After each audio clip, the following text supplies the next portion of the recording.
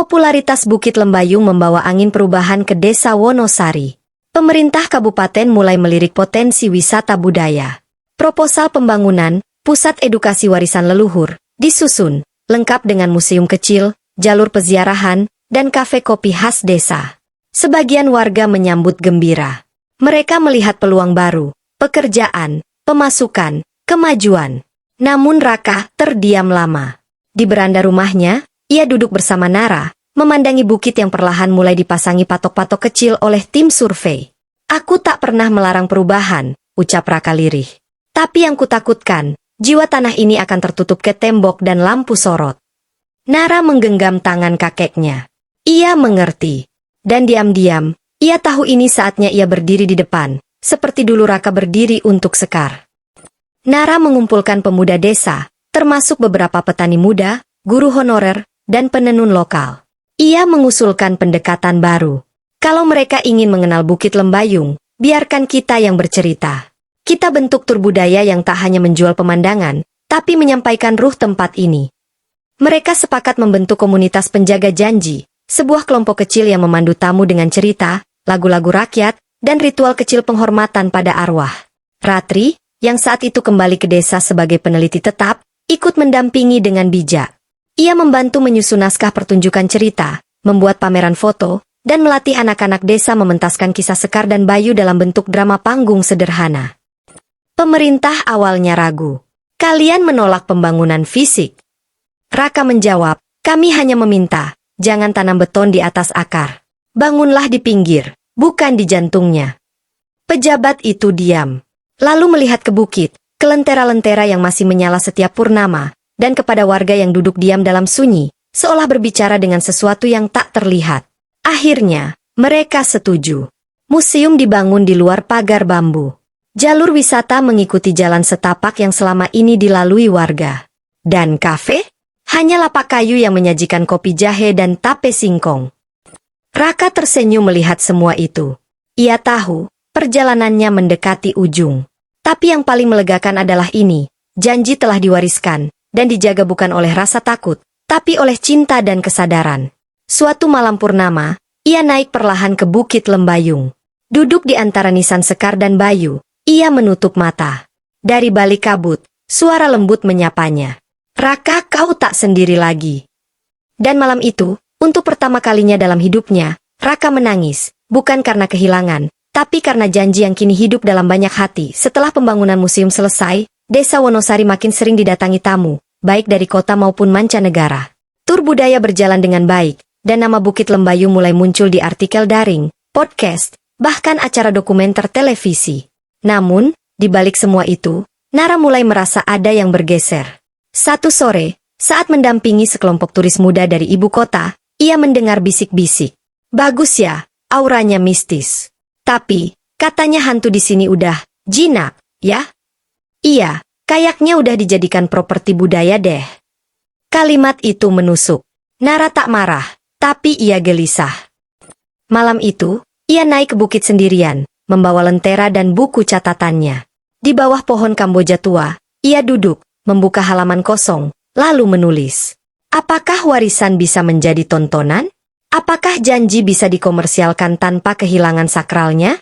Atau, apakah ini cuma bagian dari perjalanan menjaga, yang tak pernah benar-benar selesai? Angin berembus pelan, membawa aroma bunga dan tanah basah. Nara memejamkan mata. Dalam keheningan, ia mendengar suara samar. Bukan bentuk yang menjaga jiwa, tapi niat di baliknya. Ia tahu, itu bukan halusinasi. Mungkin bukan Sekar, bukan Bayu, atau Raka. Mungkin hanya gema dari dalam hatinya sendiri. Tapi kalimat itu cukup untuk menenangkannya. Esok paginya, Nara mengumpulkan para pemuda komunitas penjaga janji. Ia menyampaikan idenya. Kita buat perpustakaan digital desa, berisi kisah-kisah lisan warga, mantra-mantra tua, lagu rakyat, dan sejarah Bukit Lembayung. Tapi bukan untuk viral. Untuk dokumentasi. Untuk anak-anak kita. Kenapa digital? Tanya salah satu anggota. Nara tersenyum, karena sekarang, jari-jari lebih cepat membaca dari mulut ke mulut. Tapi jiwa tetap harus hadir di antara baris-baris itu. Mereka mulai bekerja.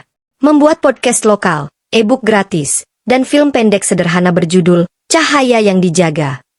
Tidak untuk sensasi, tapi untuk pewarisan. Sementara itu, Raka, yang kesehatannya semakin menurun, hanya tersenyum melihat semua ini. Ia tak lagi kuat naik bukit, tapi setiap malam purnama, lentera kecil tetap ia nyalakan di beranda rumahnya. Nara tahu, waktunya tak akan lama lagi. Tapi ia juga tahu satu hal. Janji itu kini telah berpindah, dari tangan ke tangan, dari hati ke hati, dan kini hidup pula di layar, di suara, dan di semangat generasi baru. Musim hujan datang lebih awal tahun itu. Udara lembab menyelimuti desa Wonosari, dan langit sering diselimuti awan kelabu. Namun, di antara dingin dan basah, suasana desa tetap hangat. Lentera-lentera bambu masih tergantung di beranda rumah, dan bukit lembayung masih dijaga seperti pusaka yang tak boleh ternoda.